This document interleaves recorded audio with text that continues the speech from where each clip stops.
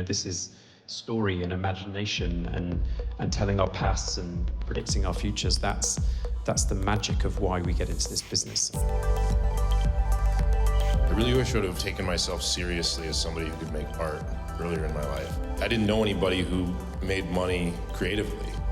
Audiences want to see things that are new. I want to go see a story I've never seen before, and that's what we're betting on.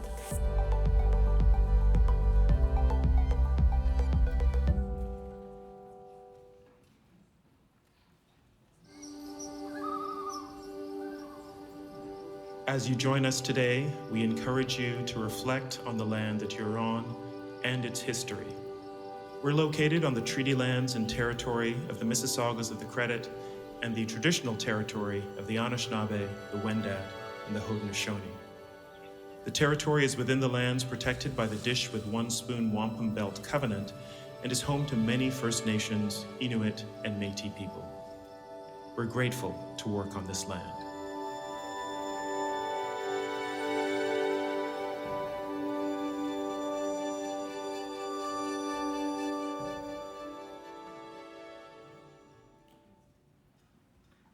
Hello, good afternoon, and welcome to the Industry Conference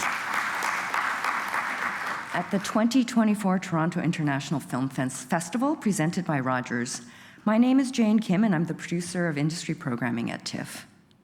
Before we begin, I'd like to thank our presenting sponsor, Rogers, our major sponsors, RBC and Visa, our major industry supporters, Ontario Creates and Telefilm Canada, and our media partner, The Hollywood Reporter, for supporting the Visionaries program.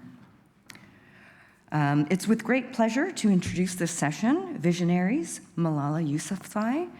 Our mission at TIFF is to transform the way people see the world through film, and Malala joins us to discuss the transformative power of storytelling to shape the world for better. She will discuss her vision for Extracurricular, a new production company, and her debut project, The Last of the Sea Women. The Last of the Sea Women will have its world premiere today at 3:30 at the Lightbox, and I encourage you all to go see it. And now, guiding us through this conversation is Scott Feinberg of The Hollywood Reporter. Scott has led the Hollywood Reporter's awards coverage since 2011. And now, please join me in welcoming our moderator, Scott, to the stage.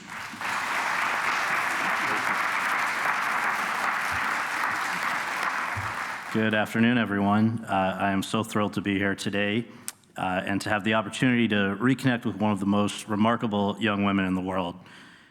As most of you know, Malala has been in the public eye since she was just 12, when she began speaking out against the Taliban's crackdown on girls' ability to get an education in her native Pakistan, and she soon began commanding considerable attention.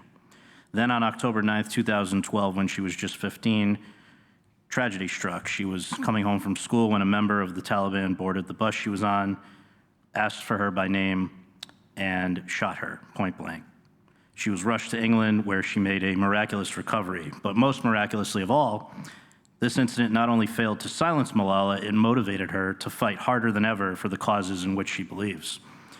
On October 10th, 2014, nearly 2 years to the day after she was shot, she was chosen to receive the Nobel Peace Prize, making her at 17 the youngest ever recipient of a Nobel in any field, and also that prize's first ever Pakistani and Pashtun winner. She was named one of Time Magazine's 100 most influential people in the world in 2013, 2014, and 2015. She has written best-selling books. She executive produced a documentary short that received an Oscar nomination 2 years ago, through which I had the privilege of first getting to know her a little bit. And today, she is here at the Toronto International Film Festival with the first film to emerge from her production company, Extracurricular, The Last of the Sea Women, which will drop on Apple TV Plus on October 11th. To discuss all of the above and more, would you please join me in welcoming to the Toronto International Film Festival, Malala Yousafzai.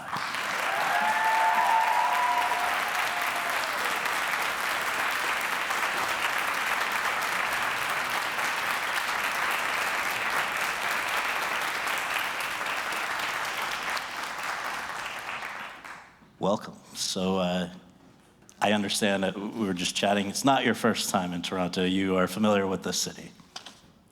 Yes, I was just sharing I'm also an honorary Canadian. And I did specify that that comes with no visa benefits. FYI, you still have to stand in the queue and get your visa and all of that and go, We got to get Trudeau on That's this. a long This is, story, but yeah. you have to go through all of that.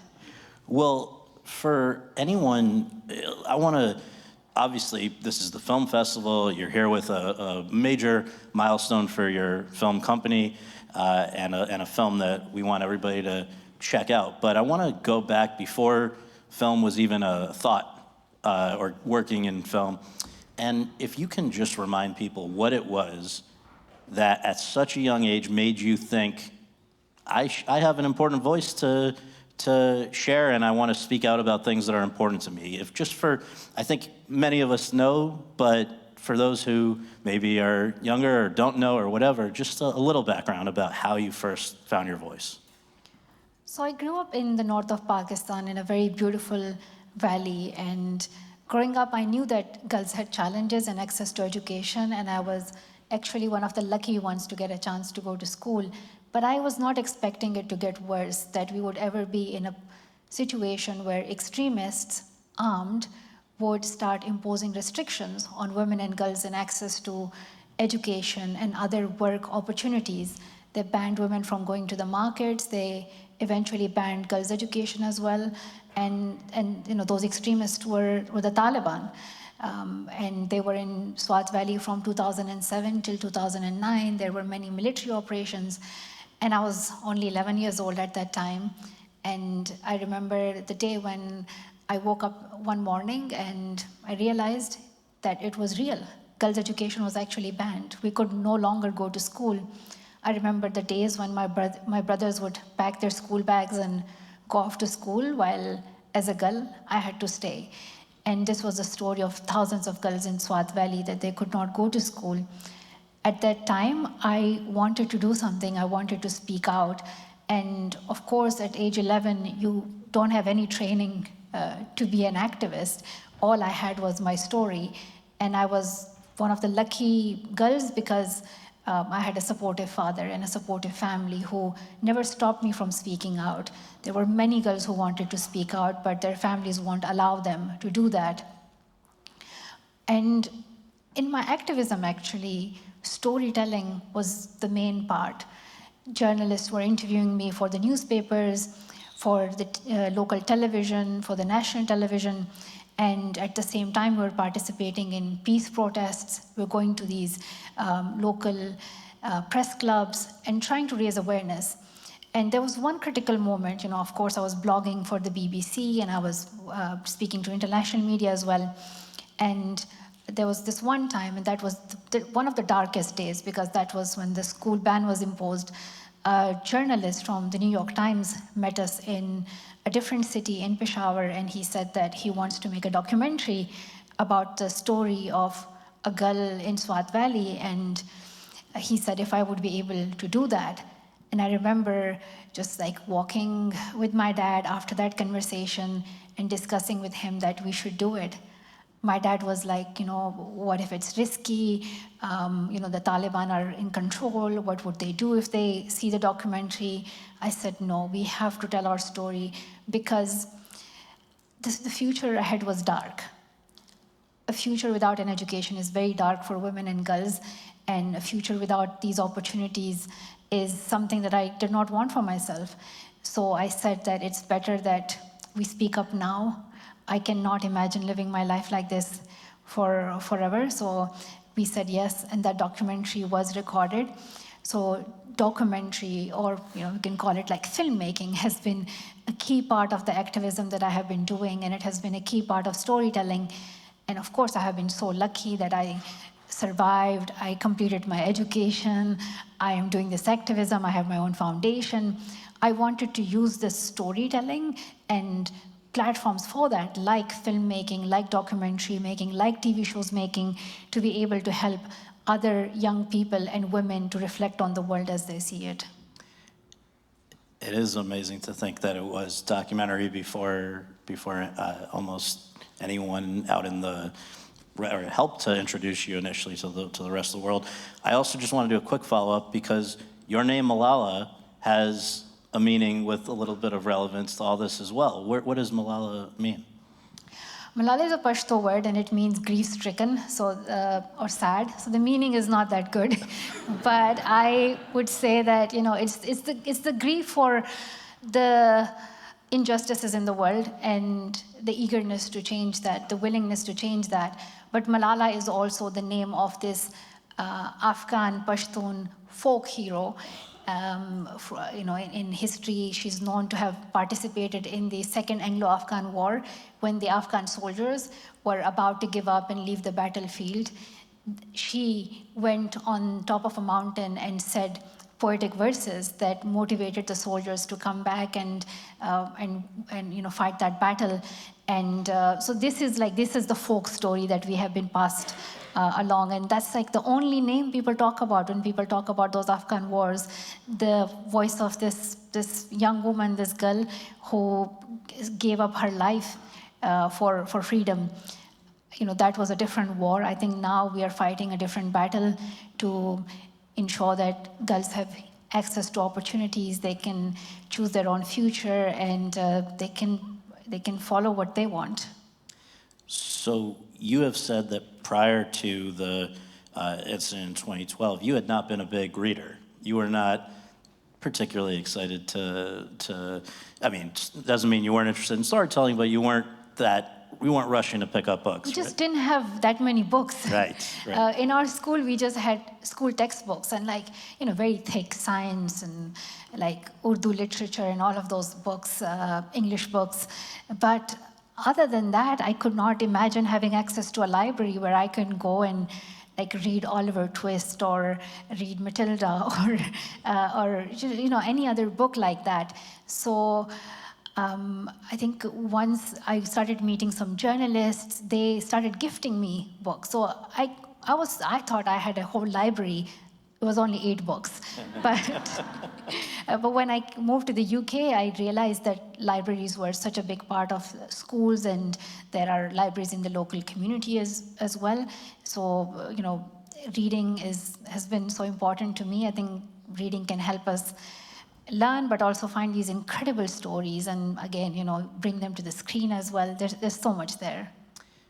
Speaking of the screen, as you say, books were not widely available. Neither, I guess, were movies, except there was one that I remember you saying that it reached even to Swat Valley. Can you share what that was? I mean, does anyone want to guess? I think it's an easy guess.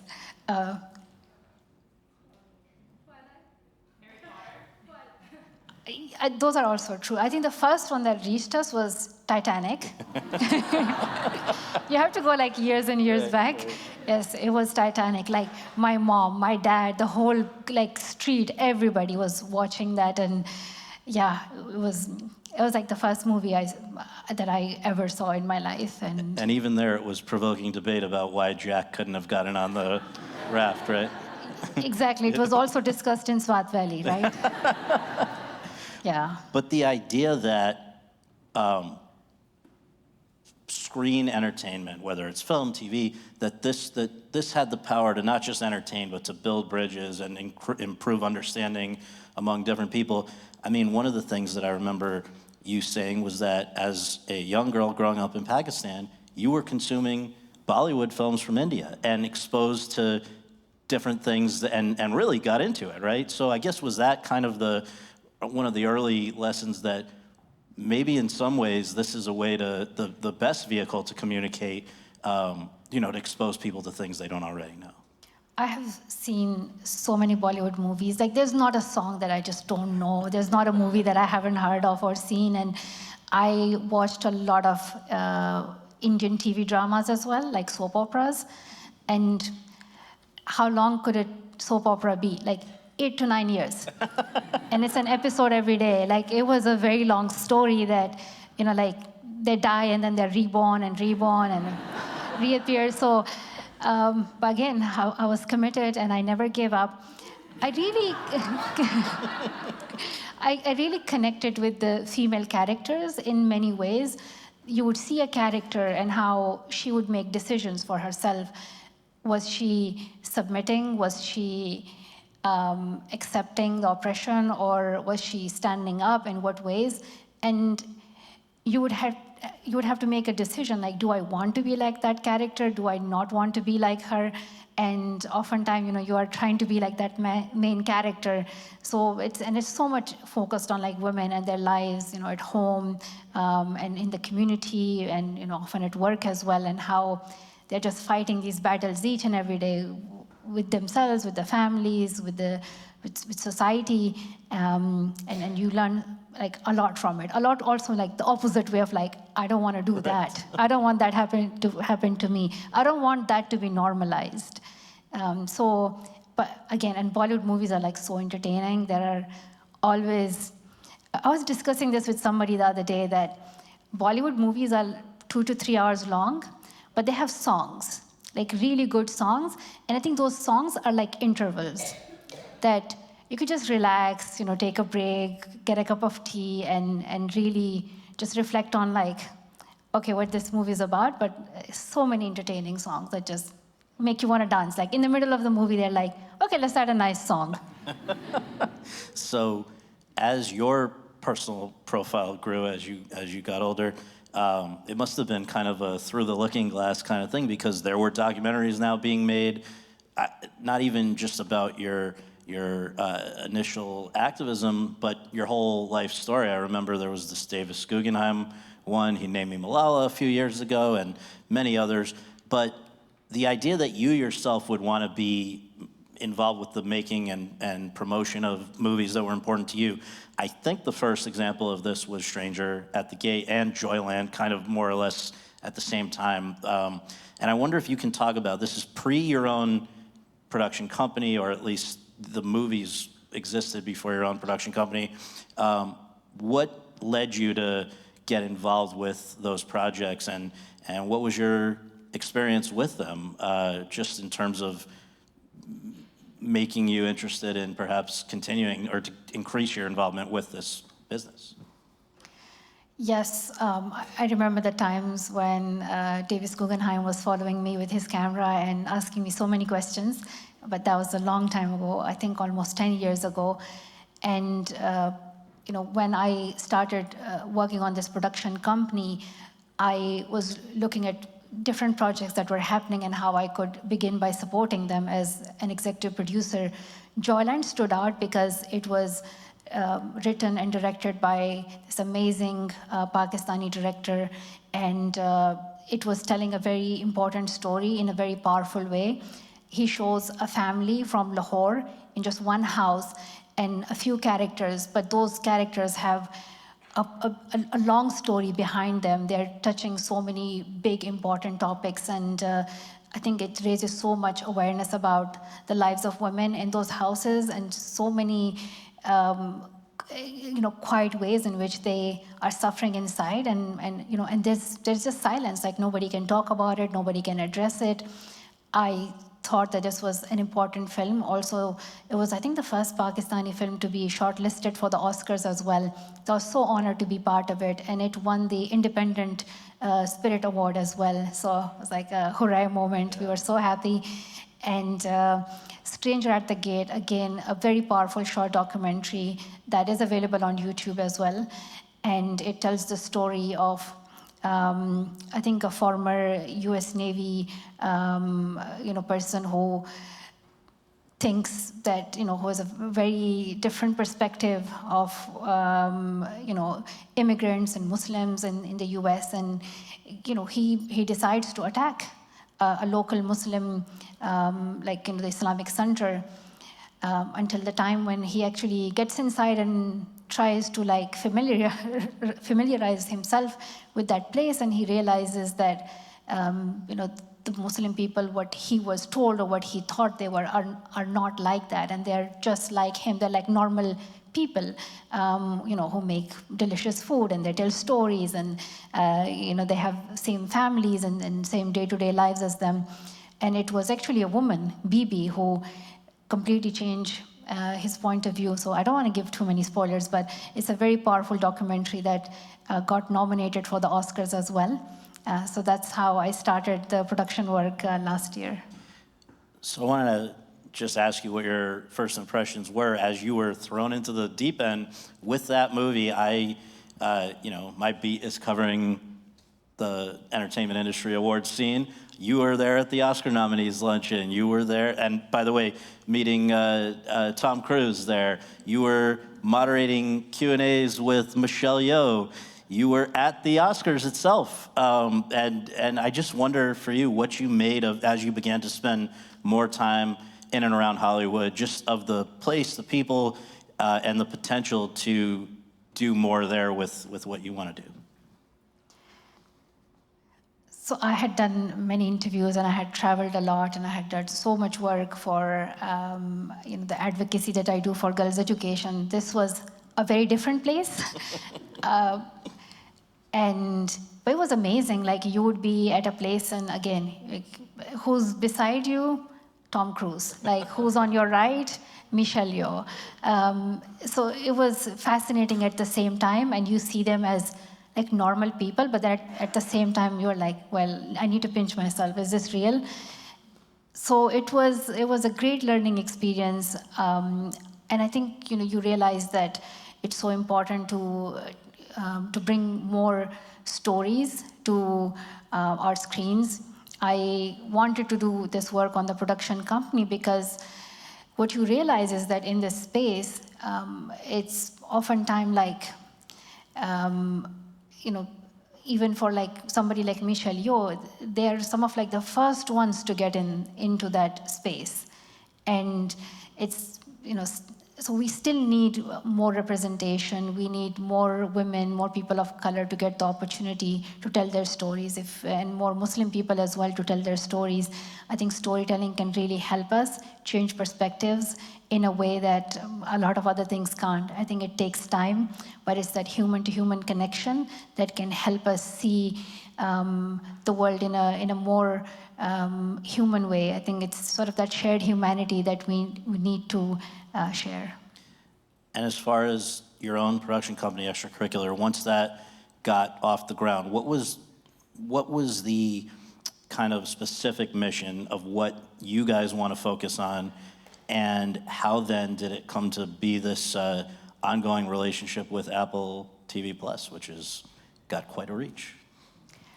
Yeah, so it's something evolving. This production company, I want to be in a place where I can continue to work with incredible women directors, writers, and storytellers, and I want to work with people who bring a different perspective that we don't often see on the screen.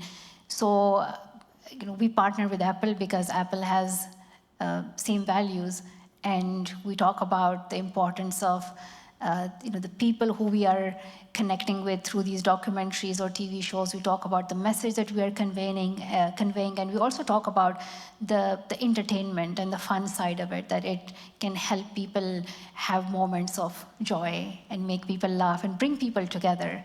No matter what part of the world they're living in, it really can connect people. So that's why I'm really enjoying my time with Apple TV+, and yeah, the first documentary is coming to Apple TV+, and I'm so thrilled. So yeah.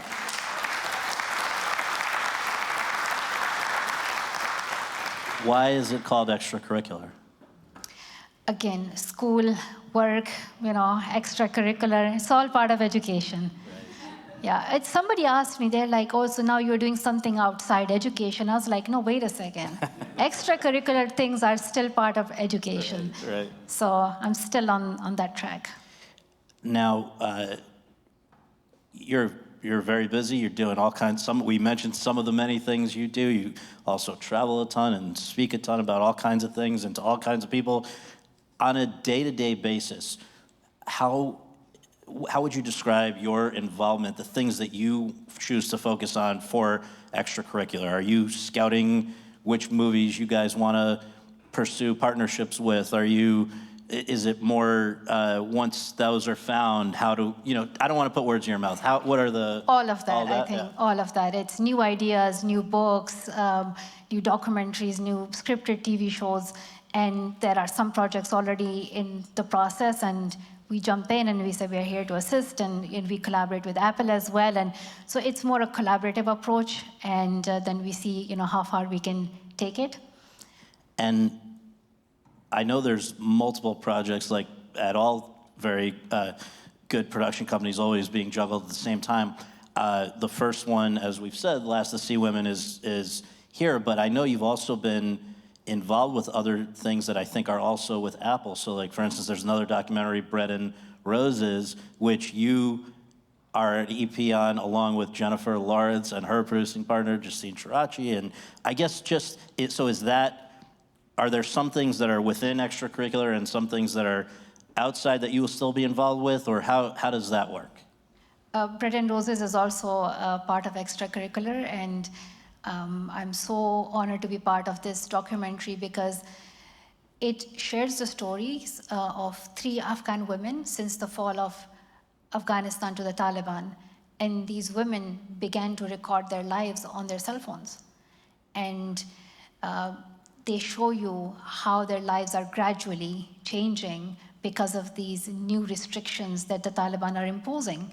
For instance, there is a dentist, a female dentist, who had just launched her clinic, and she begins to remove the sign that says, this is the doctor, the female doctor. She's so proud of that. And now she has to remove every sign of the fact that she is a female doctor because the Taliban do not want to see women in work.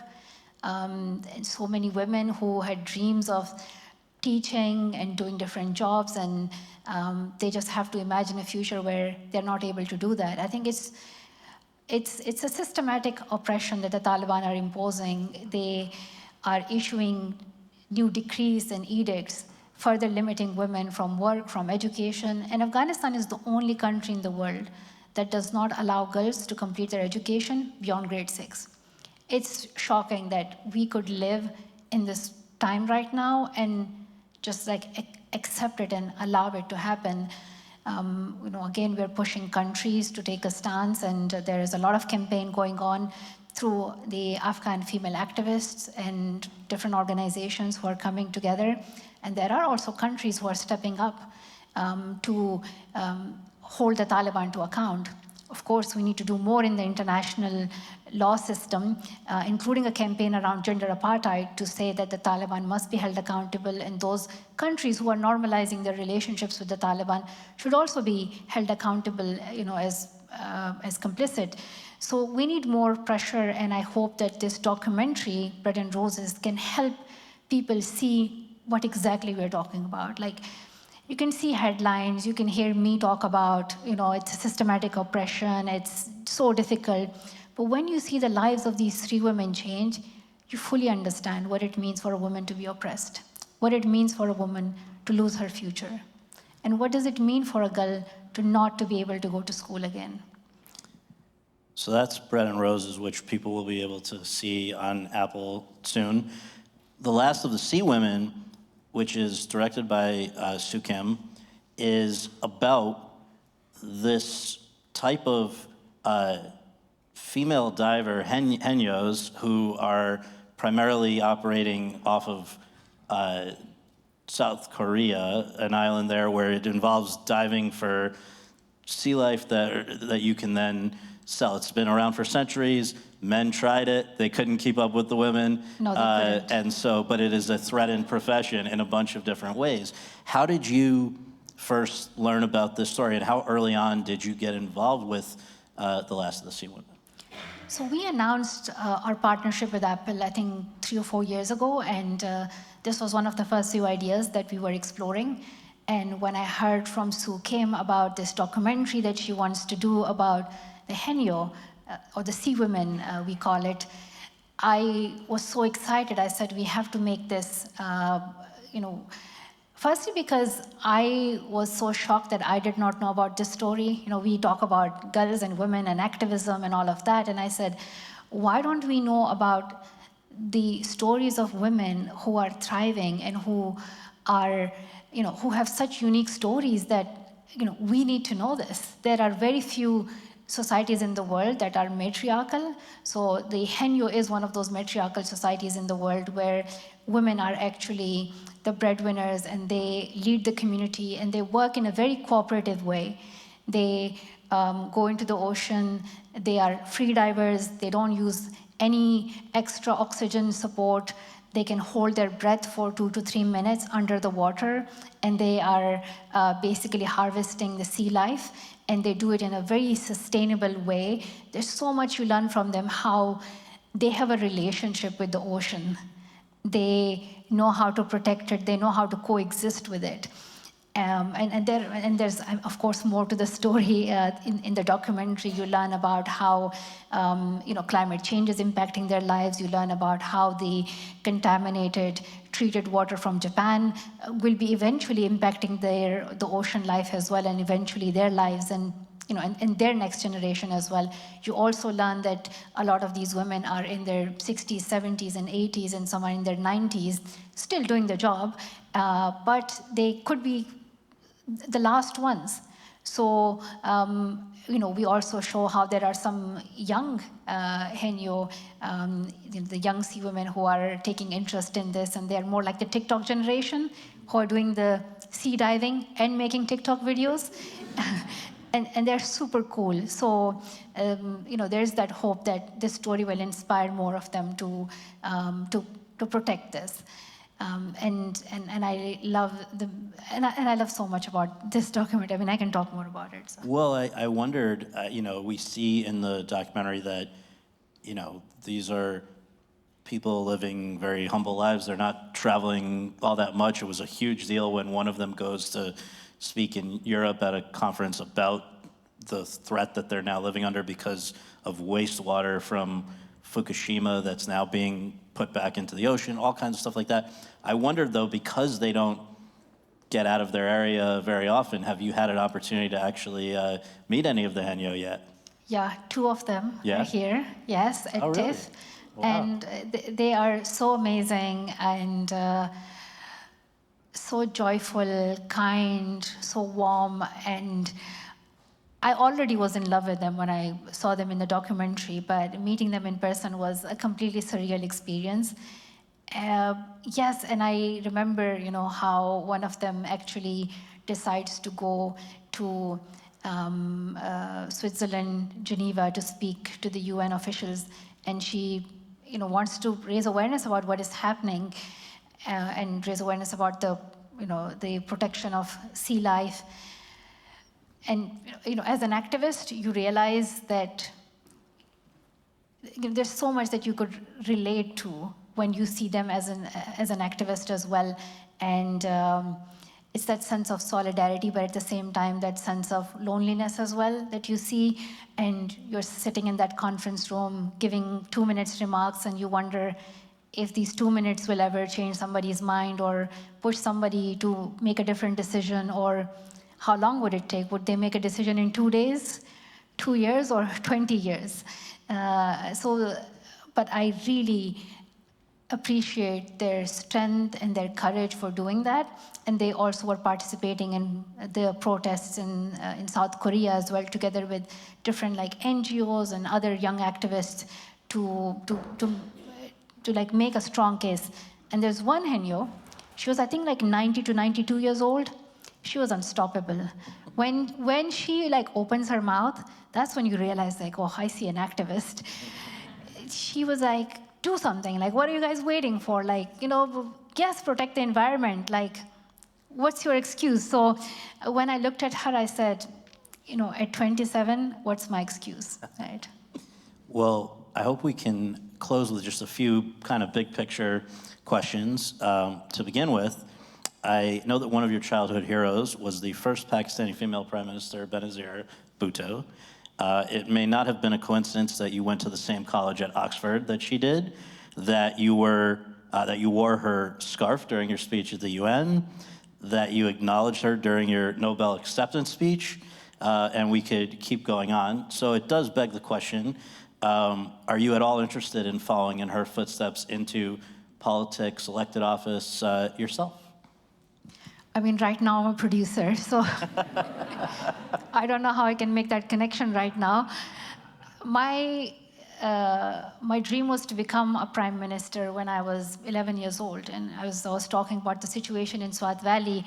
At that time, initially I was considering to be a doctor, but when I saw that leaders were so still, and they were inactive, and nobody could do anything, it really made me think that maybe if you become a prime minister, maybe that's how you can bring some change. I think after that I was completing my education, and the rest of the story, all of that. For me, I think it's about the change, and you could choose different paths to create that change. I don't think it should be associated with one field or one job. I think oftentimes we see an activist in a certain way, like on the street and holding a placard or shouting a slogan. I think that's also part of it, but there's more to it as well. There are so many who we don't see there, who are not in the footage, and there are so many people who are doing more subtle and quiet activism as well. And I also think that storytelling through TV shows and documentaries can also be part of that activism. And for me, it's that bigger message, helping girls, helping young women reflect the world, be able to reflect on the world as they see it, tell stories in their own way. And I really believe in giving platforms, tools, and resources to girls and young women. It started with my story, and I was so lucky that people, followed it, but I always was telling people, even in my interviews, I'm not a lone voice. There are many, many girls out there, but then you realize you also have to do something from your side to make a case for that. So, and still surprisingly, I get invited to the UN and many other places to speak as a girl, and I'm like, guys, I'm not a girl anymore. I wish I was, but I'm not. So I bring other girls with me to those rooms, to those meetings, to those conferences for them to speak, including Afghan girls, including girls from Uganda, girls from other countries, to be able to speak on those platforms to make a very strong case. So I hope that through the production, through other work that I'll be doing, I help empower more girls. Yeah. The second of the three big picture questions, I want to note that we are now just about 8 weeks away from a presidential election in the United States on which girls' and women's rights are going to be very much affected. Donald Trump, Kamala Harris, any thoughts on that, and who might be better for women's issues?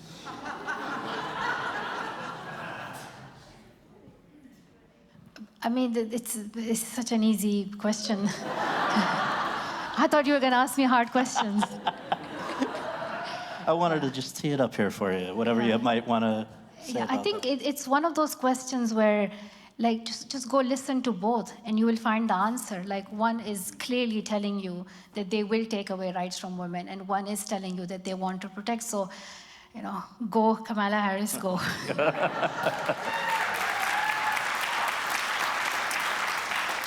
Lastly, on a fun note, I will note that when you graduated from college a few years ago, you tweeted, quote, "I don't know what's ahead. For now, it will be Netflix, reading, and sleep," close quote. Now, for some people, because of the magnitude of your accomplishments and your impact, it's a little hard to wrap their head around the idea that Malala might go home and kick her feet up and Netflix, check out, or Apple now, what's out there. So I do wonder, both all-time and recently, any favorite films or TV shows that you want to, shout out here today? Well, so many. I think I can give you a long, long list. I absolutely loved Ted Lasso. I was literally, it's so funny. And I heard it's coming back. I don't know if Apple team nod, I don't know, but I heard season 4 is coming back, and I hope it does. I mean, I'm waiting for Severance as well for a long time, so we want Severance back as well soon. And you know, I really enjoy like any entertaining show. I still watch some Bollywood movies as well. And Asar, can you remind me? My husband is here. What else do I watch? We watch things together. So we watch a lot of shows together. Yeah, I used to like read books, but he's like, no, let's watch a show. So. Well, on that note, thank you so much for coming here, and go see Last of the Sea Women. Thank you so much. Thank you.